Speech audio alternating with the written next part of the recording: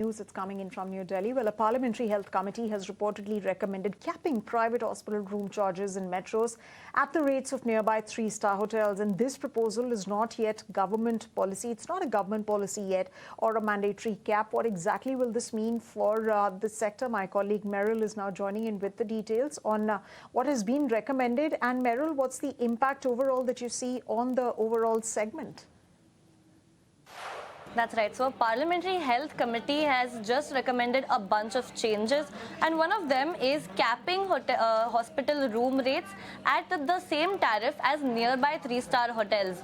Now, what this is aiming to do is address the major gap that is currently in place among healthcare costs. We're seeing average hospital costs as of now stands at around 50,500 for a hospitalization in a private hospital versus 6,600 in a public hospital. This makes private healthcare up to 5 times more expensive and up to 10 times more expensive in certain metro cities.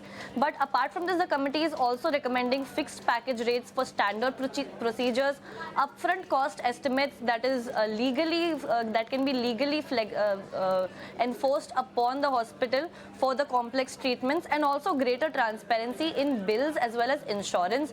On top of that, they also want the government to expand the public healthcare capacity, and they've also called for a review of FDI rules around foreign ownership and management of existing private hospitals. So while this is only a suggestion as of now and not a government mandated cap, any future implementation on this could have a meaningful impact on private hospitals' pricing, profitability, and also how much foreign investors can actually invest in these hotels. We've seen a lot of foreign-owned hotels, especially now the major Manipal Health IPO, which is largely backed by Temasek Group, and a lot of major hospital brands are also backed by FDIs. So even that is why we're seeing the certain moves in hospital shares right now. We're seeing the likes of Apollo Hospitals, Max Healthcare all fall down on the back of this parliamentary committee hearing.